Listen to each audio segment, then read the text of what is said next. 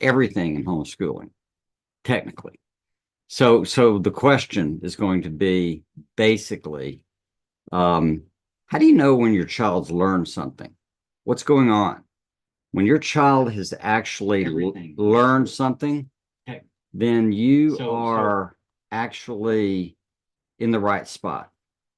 And you know you're doing things. And you know, we all act like we know what this means. Rarely do we.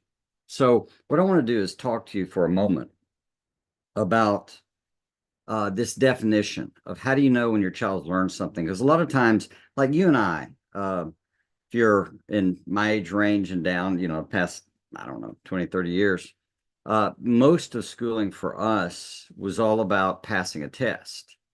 And if we went to school and we passed the test, then guess what? We learned it, right? But that's not really how things work. So just because you pass the test, don't you know, if you're like me, for example, I studied Spanish in at the University of Alabama back when in that time we didn't think Spanish was going to, I didn't think I was going to be needing Spanish in the northeastern part of Alabama practicing law, what I was aiming for at the time. And so when I left Spanish, I sort of intentionally or maybe unintentionally just absolutely forgot most of what I learned. Now things still rattle up in there, and now I live in the northeast part of San Antonio, so there's that. Um, but you know, when you think this through, you want a definition of what it means to learn or to know that your child has learned something. So I want to try to offer you a way of understanding this that I figured out or stumbled across some years ago that's helped me dramatically. And I want to give the example of a child in a like learning how to use a sippy cup or to drink from a cup. So so think about that. When has a child learned to use a sippy cup, used a cup, maybe a fork, spoon? I don't care any of these things. And what's going on? So what's going on is when you're first introducing it to them, they're kind of stumbling, confused. You sort of do it for them. But the point at which you can say they've learned it is when you can put it down and they pick it up, know what to do with it. And in that sense, it's like automatic. It's not taking conscious effort, conscious thought. It's learned. Okay. So in some of my little notes here, um, here's how you know, and we're going to go through, you know, the major three categories of learning because I know there's character and skills and other stuff, but homeschool at its core is going to be measured and understood academically. You know, if you're preparing kids for like Little House on the Prairie, if you're preparing your kids to work the farm and do a good job with knowing how everything on the farm works, well, that would be learning the farm. But you wouldn't call it school because school is going to have to do with ciphering, math, and it's going to have to do with reading, and it's going to have to be something about writing, because those are the things that open up the world to us, and especially academically or with connecting with other minds and communication, all kinds of things. So we don't want to elevate that to be the only thing because there's character and uh, communication, practical skills, but we also don't want to dismiss it because it is a serious thing. So here's the game. Some things learn and stay with sippy cup when they're comfortable with it, when it feels natural. You can do this for you too. Um, it's reliable and consistent every time. It's spitting out the same thing. You might even call it a skill. Sometimes we call it a habit. Okay. But it's really learned when it's reliable, consistent. And here would be the real key, I think. Something is learned when it is, you know, you have instant access to it, when it's automatic. That's the key. So instant access, automatic. It requires no intentional thought anymore. You're not trying to say, now, how does this work? What do I do with this thing? How do I make this happen? That's gone. So it requires no intentional thought. And so technically, the other notes, I just want to throw these out. We aren't aware of how or why we do it. The baby isn't, your student, when they've learned something, they no longer aware. We call that unconscious competence. So you're no longer having to think about it in any making choices willful type of way. It's automatic. It's speed of access. And it's kind of surprising and magical, especially to others who can't do it. So when you see somebody that can do something that they've learned and they can do it instantly and quickly, it's magical, like juggling. I had the boys juggle. I've shared that story before. I can't juggle. But I had them learn. They all learned. And when you get good at it, they're not thinking about juggling. They're just juggling because they've learned it. The same with these NBA basketball players when they're shooting, they're not really thinking. Not the way we mean it, because they've just learned how to shoot. It's automated, it's automatic. A lot of times people look at some skill and think, oh, they're gifted. They do it with writing, they do it with math, maybe reading even, really good readers. But you think, well, you just have the gift. Well, no, they actually learned it. And so we use that as an excuse. Now, some people may have a better knack for it.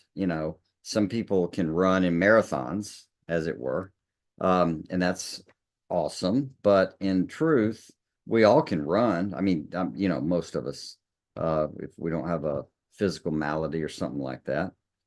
So we're engaged in something. We can walk, we can run. We may not have the knack to run in the Olympics, but we can get somewhere with that. Writing, math, reading, very, very similar in that regard. And once you get there, once you've learned it, it doesn't require practice anymore. It's kind of easy. It's kind of, I'd call it effortless, that you're using very little effort. It's just sort of automatic. Just like driving. When you've learned to drive, you'll find, if you're like me and most everyone else, you'll find periods of time where you go, oh no, I was just driving for about 10 minutes and I wasn't aware of it. Yeah, because you're automatic. You know how to drive, and depending on the stretch of the road, at night, not many cars on an interstate, you're thinking about other things. That's the nature of what it means to have learned. So if you apply this to your kids, you want to think about it this way. So like math facts, if they've learned them, they have instant access. It's not a conscious thing. There should be no counting on their fingers, no anything going on. They haven't learned them. Just like somebody's name, if you have to remind yourself, what's their name? It rhymes with something or whatever. You haven't learned it. It's not easy, effortless, instant access. So having that as a goal or part of your orientation with training your kids is absolutely vital. And whatever your definition is, I would invite you to change it. They haven't learned it when they've just gone through the material. So let's think of some of these areas. So math, I already mentioned. It's the same with doing math problems. Once they know how to solve for X, some little geometry thing, or just add up numbers or divide, once you've learned that skill, it's automatic. You know what to do next. And largely this is dependent on practice, some understanding, but especially practice. That's what you did with the sippy cup. You held it for them and you kept doing that. And then eventually they got their hands on it and you kind of held them. And then they would do it. Or you might take their hands and help them get it up. And so they practice and practice, and then it becomes learned, automatic. So reading, much the same. You're not, when you're reading, thinking about what's that word and this meaning, these people, these pieces. That's analysis. And the more conscious you are of trying to do anything, the more fumbly you're going to be. It's not going to work well because you haven't learned it. So reading, once they master reading, once you've learned how to read, you know how to sound words out. You know how to go, and it's sort of an automatic thing. It's not like you're saying, now put that word together, make that sound, and what's the sound of that letter, etc. That all goes away because once you've learned it, it's automatic. You just read. Writing, very much the same thing. And this is really the problem we get into with grammar and grammar studies and practices. Writing is learned when your kids learn to write. It's going to be because they've done it a lot. They've practiced a lot and it becomes automatic. Most of these curricula that we have out there are all about not automatic, but learning what the right rules are. And then you're trying to remember them. I have a book over here, The 31 Uses of the Comma, Barnes & Noble put out some years ago. And it's like, really? I've got to remember 31 uses of the comma. That's why we teach in our writing course, not that, but how sound works and how you want to write it for someone to read it aloud, because that tends to almost always give you the right punctuation. It's the same with grammar. If a sentence sounds right, it probably is. And so you get used to practicing, playing with sentences, writing. Same with writing. Once you learn to, I mean, physically writing, once you learn to physically write and they practice and practice and practice, it's automatic. So it's not something they have to think about. So I want to just invite you to get that in your head, that doing this math and doing this reading and doing this writing stuff, these are all things you must practice, and then at different levels. Like math has different things as teaching, and even writing will have different levels, or the complexity of sentences and reading. All of these things take practice and practice and practice.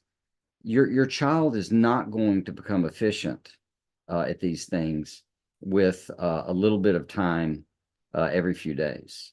It needs to be ongoing until it gets automatic, and once it's automatic, it becomes a skill, and they build on it and build other skills with it. So that's the main thing I just wanted to stress for you today. And if I can get the chat to open, I still have not totally figured that one out. I'll take questions, but for some reason I often don't see where this chat is. So if you have questions, and especially about that, that's all great. But you have questions about anything regarding, sorry, I'm getting there.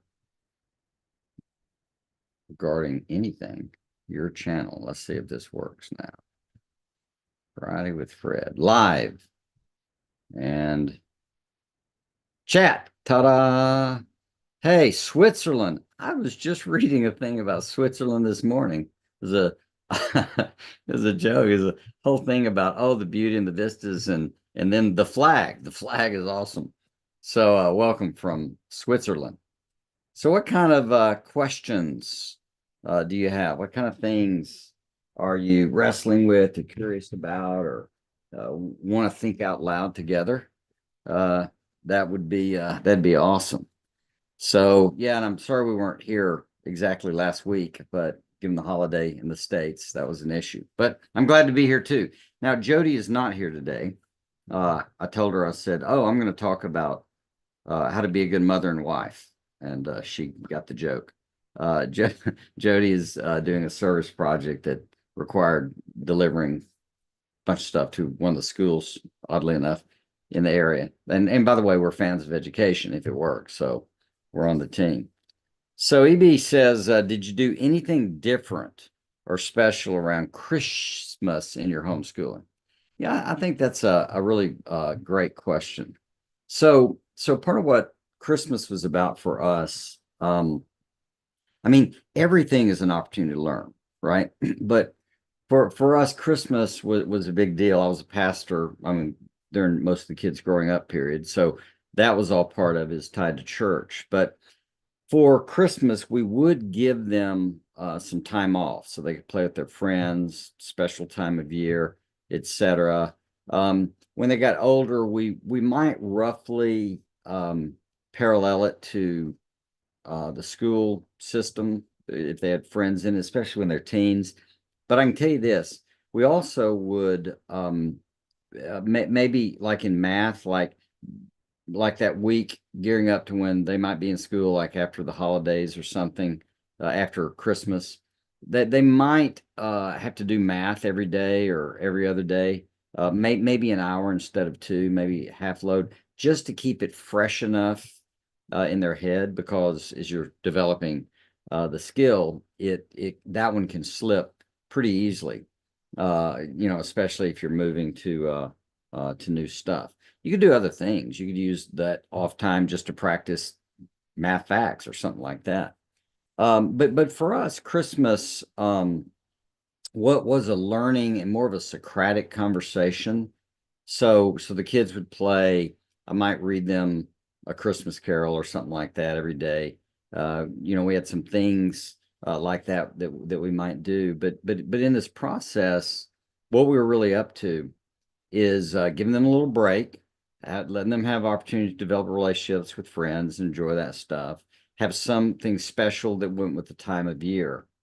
But we also were a little more engaged Socratically. So a lot of what was going on during the break might be conversations about life, about how things work, about what's going on in them and their own growth. So it would be a number of individual conversations.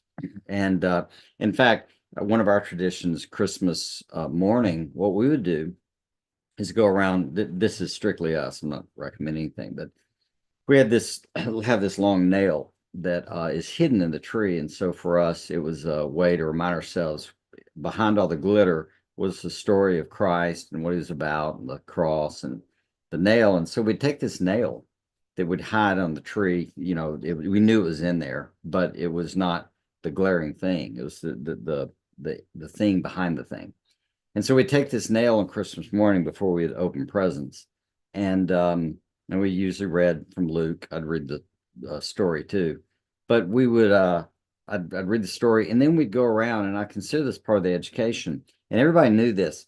They had to go around. You hold the nail, and you have to share. And we did it from the youngest to the oldest when they're old enough to do it. You had to share what you really felt you'd learned this year, ideally spiritually. What is God teaching you, the way we'd say it? What really important lesson has come up? So that requires reflection. It is a progress report. It lets you know what's going on, and all the kids can know things about each other. And that always worked pretty brilliantly. They kind of do that. Oh, you took mine sometimes, but that's fine. So everything we would do is still educational. It just didn't have the formal academics in it. So I think what you're wanting to do is develop some of your own traditions, and you'll find that some of your kids will repeat those, or at least learn the principle and develop their own traditions around that time. But that's the nature of what we did and how we did it. So, hope that was helpful. Let's see. Carol says, thank you for the writing course. My son is a freshman in college and loves his composition class in writing. I attribute that to your course and helping to take away the fear of writing. I really appreciate that. And I've heard that a lot. And every time I hear it, I'm deeply gratified. In fact, I'm kind of grieved that I'm working on so many things. I haven't really promoted that course that much. And it's still, in my opinion, so much better than what's out there. It's truly, if you actually will go through that course about once a year for 4 years or so, and your child really practices writing every day, it will transform. It will transform their lives and their writing. Our kids were this way too, and when they got to college, several of them worked for the writing center at the University of Texas in Austin, and they've told me that when we're working, especially with English as second language, so there's a lot of variety from Asia and especially, I think, but obviously all kinds of people from all kinds of countries and languages background wind up in Austin. And what they found is, they sort of had a way the center wanted them to do it, but not exactly, because what they discovered is what they had learned was more helpful to the second language when they'd learned to work on how it sounds, how you punctuate for the sound. It would be uh, quite transformative. Carol adds, by the way, he has dysgraphia, so that's really saying something. Yeah, and so even there, what we found with dysgraphia, with dyslexia, with kids on the spectrum, all of them, when they start going through the writing course and understand the principles and then write some every day, it's that same game I was talking about earlier. It becomes automatic. And they start understanding what's going on, and they're not in their head caught up with fear. Am I writing the right word? That's why we have the foundation of the course is you want to learn to write something okay, get some help, make it great. The principle separation we explain gets them away from a fear orientation. And once you develop a skill, you have confidence. And then once you have confidence, you write stuff and go, wow, that was pretty good. So you can even surprise yourself because it's more of an automatic process because you've learned to write. So, I can tell you, I just can't imagine, even to this day, looking back, um, what it would have meant for our kids. I mean, they've written 9 books collectively, and they write all the time. My daughter just wrote a phenomenal summary of a book. She had a job interview. The guy gave her a book to read. She said, "I like your thoughts on it." She wrote a nice page or two summary of lessons and insights from the book, and she got the job. And I'm just saying, and it was great. It was like it's really well written. It was amazing. Uh, Much better than Chat GPT would do. So yeah, that's awesome. Uh, I like that we have a nail ornament discussing what we've learned this year spiritually. Yeah, I appreciate that because that's with Christmas what we've done. And this nail was a long nail. It wasn't a little nail would do, but it was like a replica nail that we had gotten somewhere along the way. I'm sure you can find them out there. So what other questions are in your mind? Thoughts? I can certainly make up things. I'm happy to do it. But, this is a time for us to think, interact. It can be certainly parenting, it can be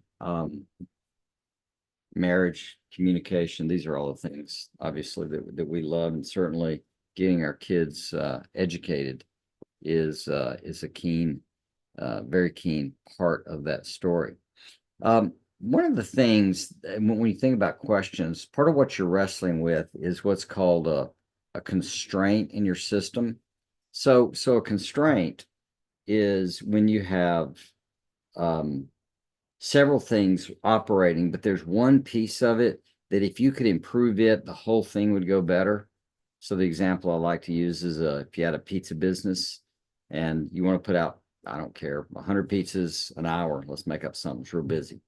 And this 100 pizzas an hour, you can deal with a lot of things. So you can get the dough already ready in the refrigerator at the beginning of the process. You can have a assembly line. You can spread the kids out so they don't poke each other. You can have it in the right order, the sauce and then the cheese and then the toppings or whatever it is. And you can zip them through the line. But here's the trick. If your oven can only cook 50 an hour, it won't matter how well you do anything else. So in your homeschool, in your life, etc., if you can look at what is the one thing that's really slowing us down the most? Like if we fix this one thing, if we improved it some, uh, how would that affect the whole system? You can kind of simulate it and think in your head. Sometimes it's about being consistent with a schedule. Sometimes, even with your student, it's like they have a weak area. Well, that weak area, if it infects the other areas, you really, really, really want to get that up to snuff. This is part of why I try to encourage parents to back up on math if they're having a problem and just do like the same math lesson for 2 or 3 days And then the next lesson, do the same one. It eventually it'll bore them, which is great. It means that they're learning. But it really nails down and gets to that automatic learned level, what you're aiming for. So when you look for questions like what is it that if we improved it 50% would make 100% different in our homeschool? Like, ask that question. If we improve this one thing 50%, and what would it do? I mean, how would it affect us in the future? And specifically, what thing could we 50% improve that would create 100% overall improvement? Then you can do any percentage, 10%, 5, whatever. So let's see. Stacy says, my son took your writing course in 8th grade. He just asked about it again yesterday. He told me he'd like to take it again. Yeah, and he should, because he's a new creature and it'll be a whole new course to him. We, as I said, repeated it 4 or 5 times because every time through, since it's principle based, not mechanics, it's trying to get into their bones and understanding of what in the world they're trying to do with math. I mean, excuse me, writing. It's really worth going through again and again and again. And there's an essay section to it, but we don't suggest you do that until they're 14 for a variety of reasons, especially their brain maturity and hopefully getting some skill down in just writing. And in writing, what you're wanting them to really master is the sentence. Once you master a sentence, you can put a few together and get a paragraph, put a few more together, get a chapter, a few more together, get a book.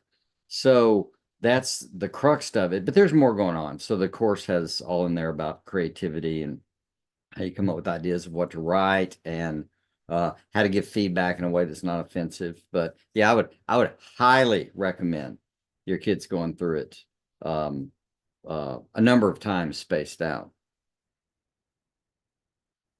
Let's see, what curriculum would you recommend for pre-K, 1st and 2nd grade? And good morning, Zedek. Glad you're here. So, curriculum.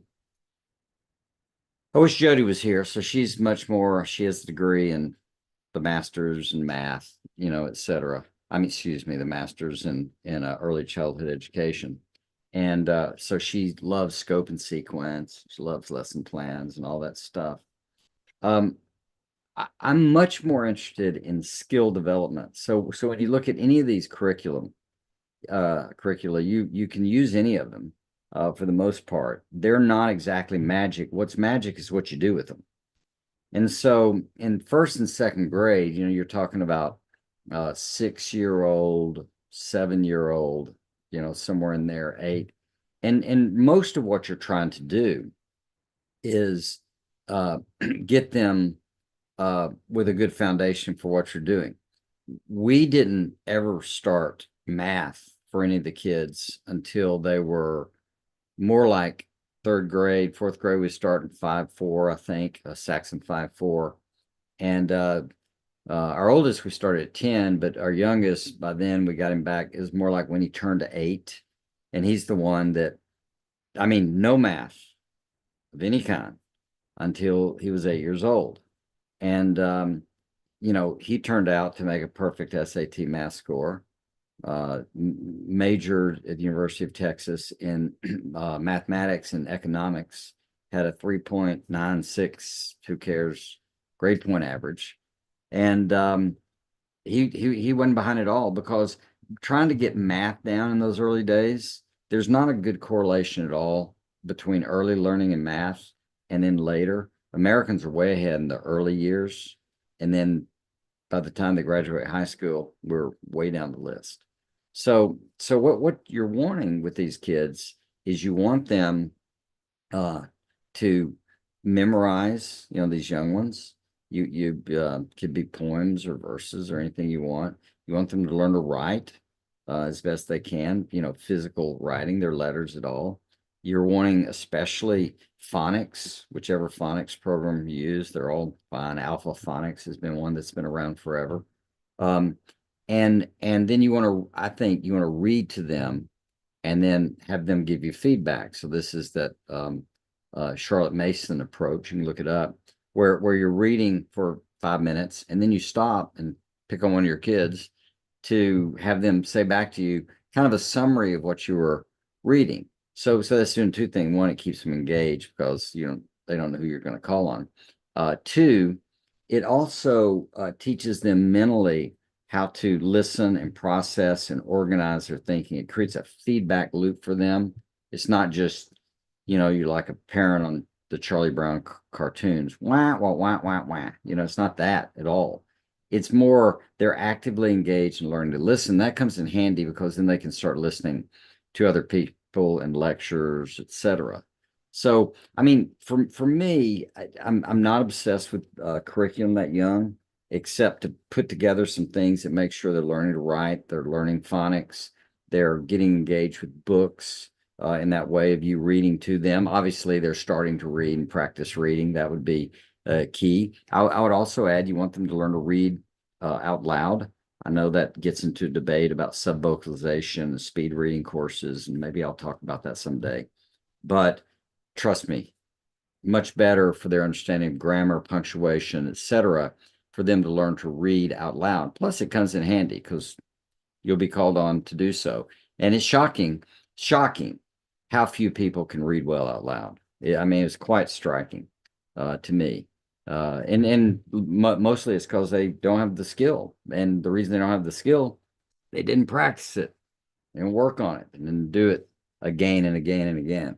So that'd be my short version on those years. We'll see. Maybe next week Jody can address that, and she might have some other thoughts about it. The other thing you do, find a good homeschool community like we have, or you can go join the Robinson curriculum folks. I'm usually in there some on Facebook, but you ask them, you get some feedback, find out what's worked, what hadn't. But I would say in the first couple of years, that's not exactly what you need to be concerned about or focused on. So just my thought. And pre-K said pre-K. I was doing first, second, but same with pre-K. It's very much same stuff. Engage them, that kind of thing, as well as learning good habits for little kids.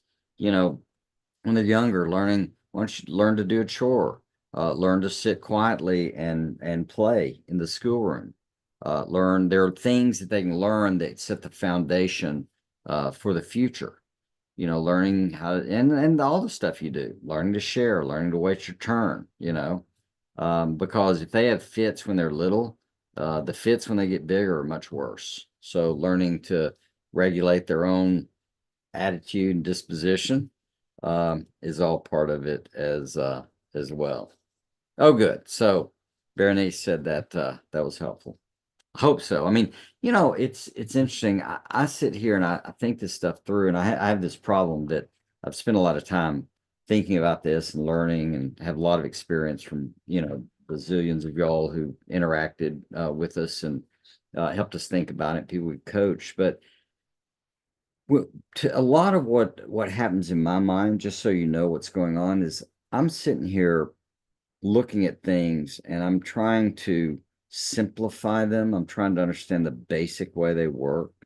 If I kick this domino, it hits a few others. So I'm not looking, it's not psychological. I'm not that big into deep psychological issues in children or people or whatever. I'm just more looking at it in a simple, mechanical way of how it works. And so the answers I feel like I give are largely what you might call common sense, though I admitted a few years ago there's no such thing. There isn't. Humans are learners. We're not common sensors. We call it that, but it means it's in the culture. If you go to Uganda, like we've been, for them it's common sense that men don't show their knees. It's also common sense that women can breastfeed openly in public. And some of that is the context of the culture. I don't know what the knees are, but I know it's a thing. So, and I respect it. But so some of this stuff we call common sense, but don't underplay that, because a lot of times the whole nature of the game is really learning some wisdom. And we want to call that common sense, but not quite at all. So what else is on your mind? We have some time, but we need questions. I will throw in one thing as you're typing. Jody and I were talking about this morning, and it seems to me that parents kind of have a couple of orientations with their kids. And I think one is not good and one is good. And the orientations of this, there's a parent that's trying to get them ready. That's where I was, or help them get better. But I'd say get them ready. Like I say, it's parenting is honestly nothing more than trying to raise happy adults. If they're happy as kids, that's great. But the goal would be happy adults. So in this orientation, I'm getting them ready. I'm trying to equip them. I'm trying to get them ready to get out and do life. That's an orientation I think is smart. There's another orientation that moms and dads have, which is I don't want to mess them up. I don't want to harm them. I don't want to goof things up. And in that orientation, you're actually going to get into a lot of psychology and what I think is psychobabble of worrying about the internal states and the traumas and the moment and the event. You know, human beings are far more resilient than you think. And only in probably the past 60 years have we gotten this kind of crazy about all the psychology behind it all, and worried to death that we're going to do the wrong thing, say the wrong thing, they're going to get so upset or whatever. And it helps them become both controlling of us and somewhat chaotic in their minds, instead of learning how, hey, hard things happen. And then you take a deep breath and you get up and keep moving. That's how it works. With our son Trip with the CP, we didn't spend time when he would fall a lot. We didn't spend time going, oh, how's this going to damage him? What we were getting him ready for is, how do you do life with a right arm and a right leg that don't work right? And so we started thinking, hey, we'll say good bounce. Yeah, that's it. Most of life is that good bounce. Yep, it happened, something fell, didn't work. Get up, fix it, glue it, move on, learn from it, take a lesson from it, teach others so they don't have to go through it. I don't know, but make it purposeful. But it's definitely with an orientation towards getting them ready, getting them equipped so they can get out there and touch this world the way they've been made for, called to, however that curious game of our purpose works. All right, that sounded too preachy. I'll take a sip and wait for a question.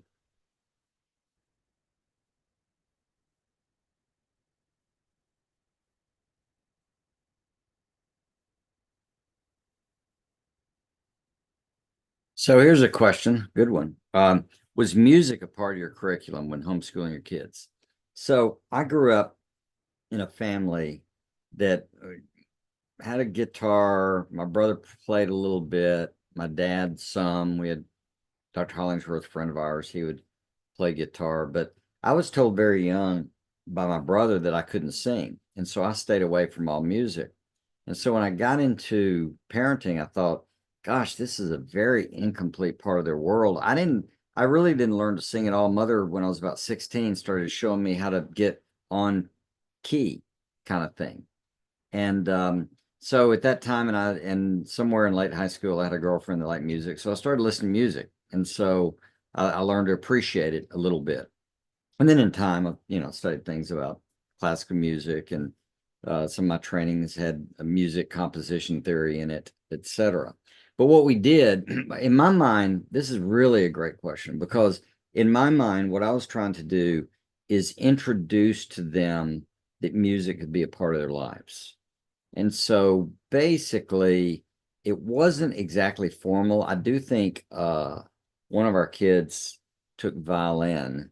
Oh, and one took piano. One tried to take piano, and the teacher said, don't have them do piano. The other one, she said, gosh, he's 1 in 100. I can show him one time and he can repeat it. But he was never enamored with music. However, they were all introduced to it. So they wrote some albums, they wrote some songs, they learned to play guitar, they learned to play keyboard. Most all of that was them teaching themselves. It was kind of part of our homeschool, but not formally. And so they would learn to do music. Most of them were in youth groups and did music. All of them did, except I don't think Laura did, but all the boys did. So they were in some kind of band and they learned things about music, worked on it. So what I was trying to do is give them permission. And to do that, I started learning guitar. And here's how I would do it. And I started learning to sing. And I literally, when I'd sing a song, I'd strum one chord and then we'd sing. And then I'd strum another chord because I didn't know fingering or anything. And I didn't want to. I didn't, it wasn't a one driver to me. But what it did, and here's the word, and you can do this with anything, it gives them permission to develop and grow in a certain area. If they've had some access to, it could be anything. It could be sports, it could be exercise, it could be arts, it could be anything in that domain. Now we did pay for art class when they were younger. So they went to an art class and learned to paint, some other things, and that gave permission. Trip, went to study studio art at the University of Texas in Austin. So I see these things as valuable, but more permission giving, and it's a taste and see. And if they really have aptitude, we would have done a lot more depending on which area. But it's giving them a variety of those things that give them permission to pursue them according to their own affinities, if I can say it that way. Stacy throws out, can your writing course be modified for a fourth grader? I would like both my 10th and fourth grader to take it together. So not only can it be modified, it already is. So the way I designed this thing is I'm teaching the principles and the exercises are open-ended. So it means that you're going to write for the exercise on the level you're at, as it were. So it's already there. It's designed, fourth grade's great. It's a good 9-year-old, 10-year-old for sure ought to be able to go through the material. But here's the trick. You don't have to get it all. You just get what you need. That's the game, as I would say. You're wanting them to kind of plunder it. So like a pirate goes on a ship, takes the good stuff, leaves the bad. So someone who's 10 is going to get certain things from it. They're not going to master it all. That's why if you go back through, it's better. And you'll know this with audios or books or whatever. So one of my principles is I reread good books. I re-listen to good audio series many times. The reason I do that is because I've noticed that I'm a different person each time I listen to it. And the last time through, I might get to thinking about one piece and go off, think about it. And by the time I come back, I've missed something. But I'm not really backing up the audio or whatever. I'm just trying to grasp the stuff I can. And that's the power of the writing course. So at their point of need, something will glare to them so they can start learning principles. And the next time through, it's going to be a little better. Next time through, it's going to be a little better. But absolutely, your fourth grader and your 10th grader could totally do it together. What I would recommend, though, is not grading any of it. You can look at it to make sure they did it, but I wouldn't give them any feedback. I'd let them just get through the course, fill in the blanks, do the exercises. They want to share, that's good. I'm sure the 10th grader knows how to cheer for a fourth grader. And but it doesn't have to be a competition, and they don't really need to share anything. They just need to get through the material and then start writing daily for a little bit and get some feedback the way we teach you how. I hope that was a good answer. But yes, and you don't have to modify it. Just do it. Print the workbook out, hit the tape, go through it, make sure they filled it in. Don't worry about anything else. Let them get through those 18 lessons or so. And then when they start writing, it's going to be at their level and what they're learning. And then you're going to give feedback a certain way. And it's going to go marvelous. At least my plan. And I've got hundreds and hundreds and hundreds of people that would back me up on it if they went through it. The people that don't go through it don't seem to like it as much. Laugh out loud, everything is a competition. Yeah, and that's probably true. I mean, I was hoping 10th to 4th grade would be different. But yeah, so it's like I like to say, dysfunction is not a competition. but you watch TV shows like the old Jerry Springer, and you think maybe that's what we're up to in this country. Um, yeah, so inviting them not to compete, but to cheer for each other, because they're at different levels. But for the most part, in the writing thing, they don't have to share stuff. They just go through it. And, if they wanted to talk, I would get them at the end of each lesson, maybe with them to say, so what did you like the most from that lesson? Like we do, what was a takeaway? Something like that. EB says, how did you create limits on Christmas gifts for each kid? Did you have a dollar limit, quantity of gifts, etc.? Yeah, so what we did is we made it a little more mechanical according to age. So in our minds, the kids always were age-wise, the older you get, the more privilege you get. And you'll find that as they get older, you can't, little kids, you can buy them a toy in a box, and that's like two gifts because they'll play with the box and the toy. But we did a math scale out that at certain ages you got another level of money, but it's pretty much a budget game.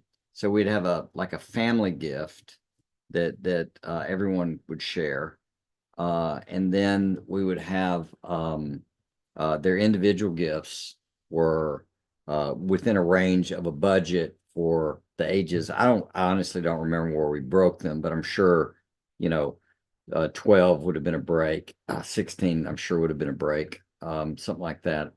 And it may have been even sooner, 12 and 14, 16.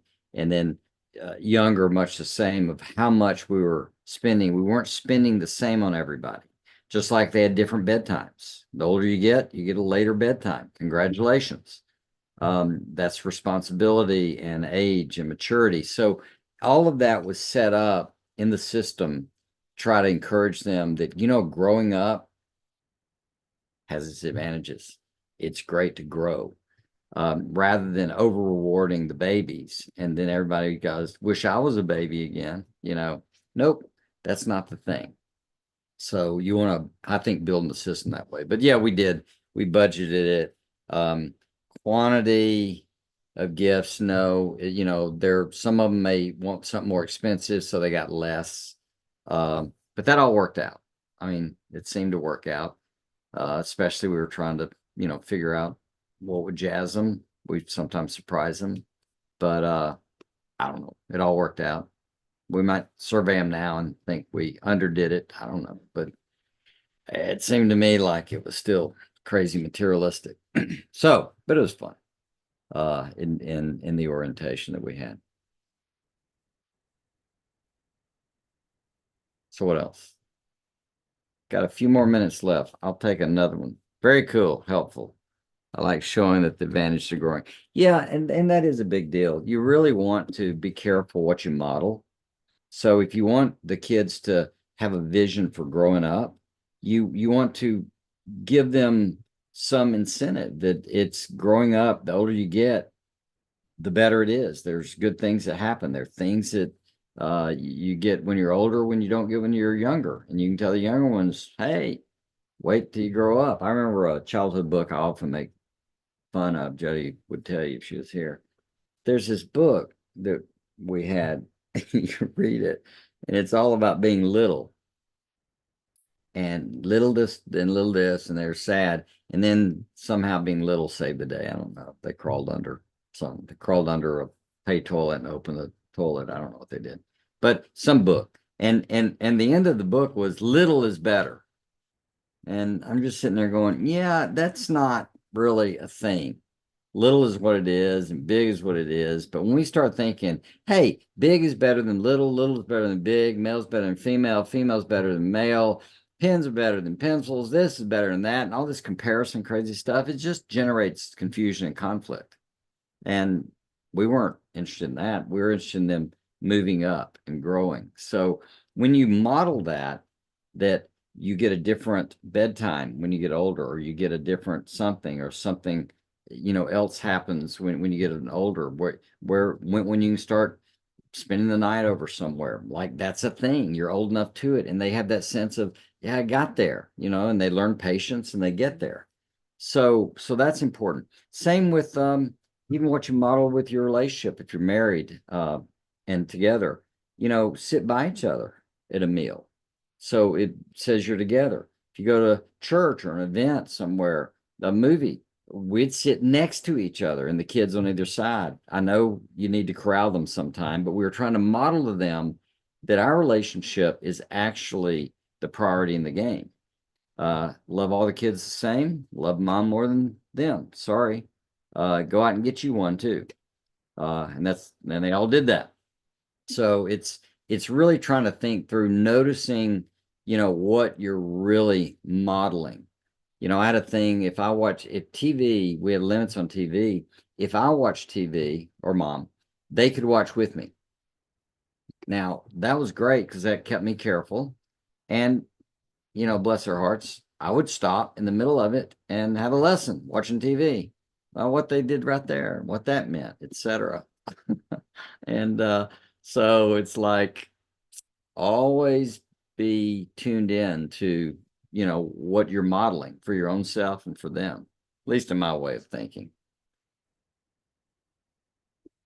Anna Callie says, Anya Kelly, I'll go.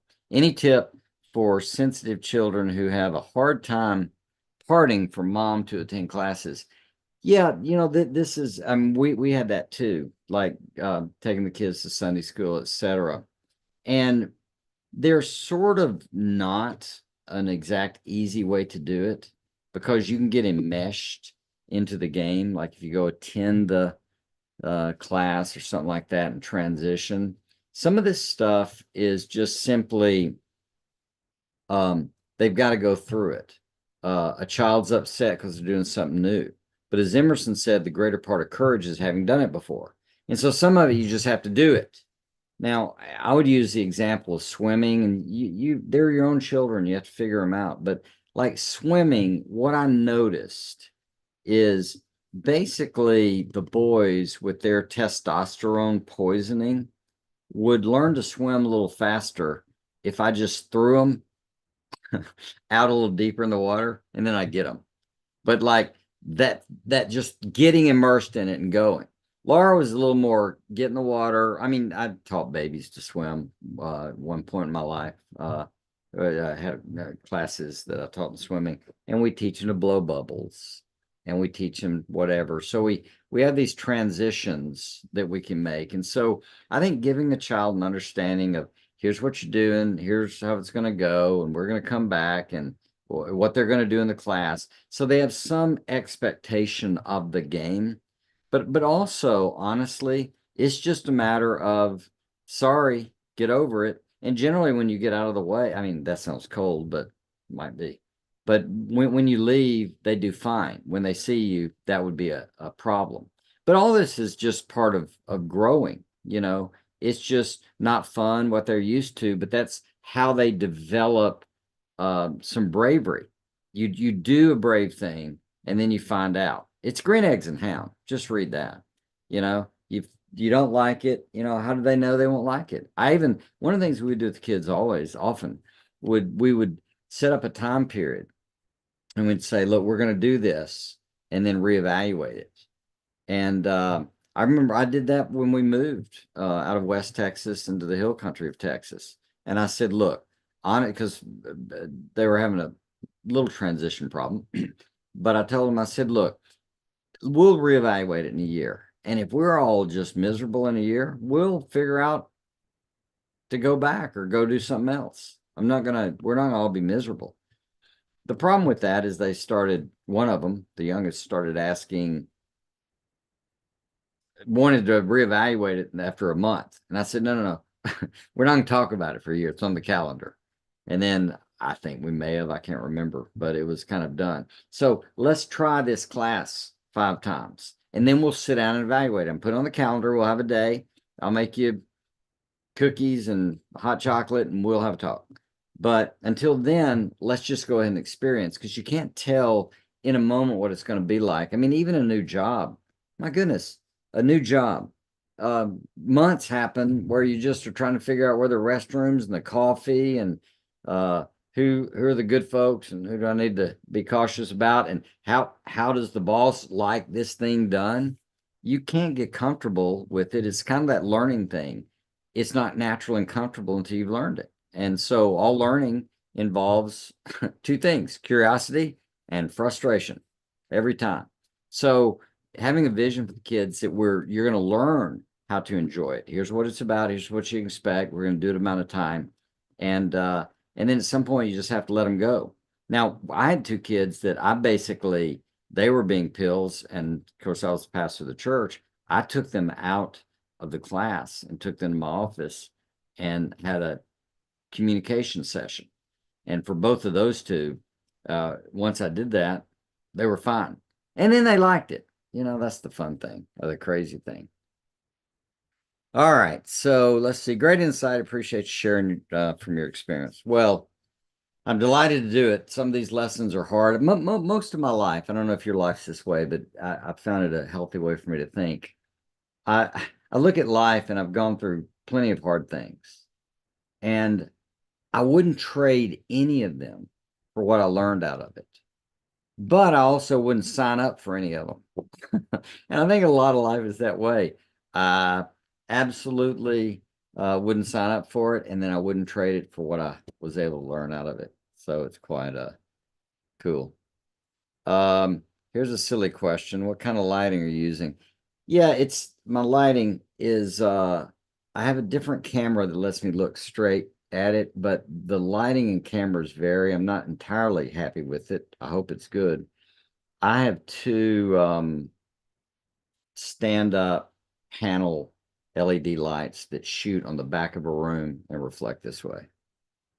I don't know if that helps, but that's the lighting I use. So I have these two cameras out there, and I play with it. So anyway, going full nerd. All right. Well, bless y'all. It was loads of fun. Hope you find this helpful, and we'll catch you next week and see what more we've got. Have a great week.